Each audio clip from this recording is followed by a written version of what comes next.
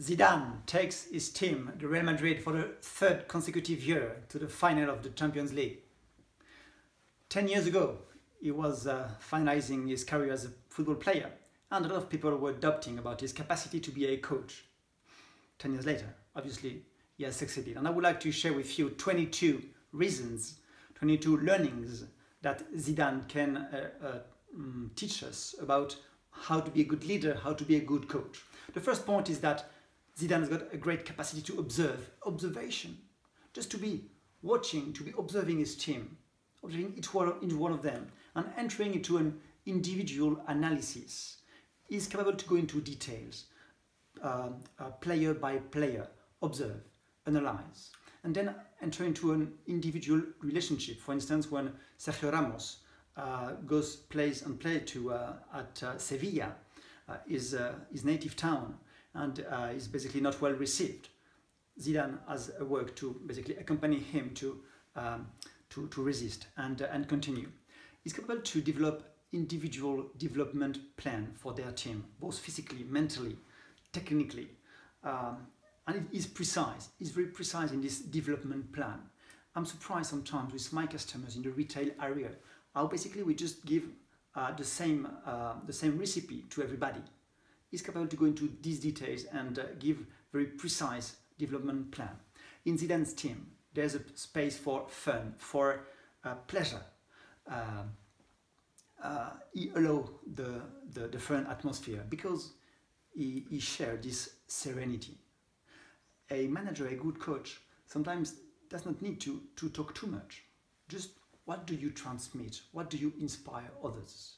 Zidane loves his job so much, loves the football area, that he just transmits this serenity. And he's a master. He's a master, so he suggests, he permits others to model him, to master him. This goal in the final of the 2003 final versus Kaiserslautern is an example. They want to do like him, and it gives him a great credibility to his players.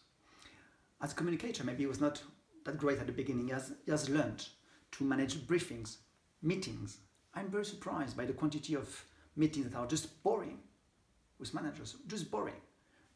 Zidane is capable to talk to his players, to be convincing in short talks or in meetings. He has developed this capability of talking to his team and to manage timings. To manage timings like he's having, you know, this. To manage the time for fun, the time for work, the time for celebration, the time for pressure. And he has also this field coaching, his capacity during the match, you know, to have an adjustment with one, as if a commercial director would be capable during a negotiation, you know, to just have a word, have something for a salesperson, for instance. Zizou is capable to congratulate, to recognize and congratulate. It's a and he capitalizes on that, you know, on what is going well, say it, and work on that. He's also a good loser. He doesn't like to lose, like anybody. But frankly, for instance, the start of this season has not been very good in Liga, and all of us as professionals had to go through tough moments, defeat. And what he does there is to assume responsibility, to recognize the talent of the opponent, and to manage emotionally the team to basically surpass those moments. And that's also what a leader should be doing, you know. Zidane attracts talent as a magnet, you know. Obviously, the club as an entity attracts the talent, but as a person, he really attracts talent as a magnet. Do you attract talent? As a manager, do you attract all the good people that want to be with you? Are you capable to manage your locker room? In Spanish, your vestuario. Zidane is capable to manage the vestuario. What is said, what is not said. The energy, the bad humor sometimes. Do you sustain, do you handle your vestuario, your locker room? When he started, you know, he's a very introvert person, you know. He does not speak that much. And we had some doubts about his capacity to share with the press, for instance. Well, today, the journalists love him. They love him because Well, he has his style. He answers the questions. He's got humor. And the point here is that you don't have to look to anyone else. You just have to be yourself and develop your own style of communicator. And also learn to say no. In his team, he's got 23 out of the best players in the world, the most prestigious, the most well-paid, the biggest ego. And every Sunday, he has to say, no, you will not be playing to basically 14 of them. Are you capable to say no? And are you capable to say yes when it's the moment to go on the field and maybe be the element that will make the team to win? This is to decide. Zizou is capable to decide and assume his decisions. I'm surprised to observe how many managers take time to decide, you know, and the worst decision is the one that you don't take. Another aspect is that it took the time for learning 10 years. 10 years to become a coach, to get trained, to get certified, to have a mentor like Carlo Ancelotti. It took the time to learn, maybe to have good and bad experiences. Do you take the time to learn? Do you have a mentor, a coach, someone who will take you towards your best level? And he's also capable with his management of the team to reassure the boss, Florentino Perez, has his own pressure, you know. 2 channel TV only on Real Madrid, every day talking about Real Madrid. 3 magazines only talking about Real Madrid. He's got this pressure.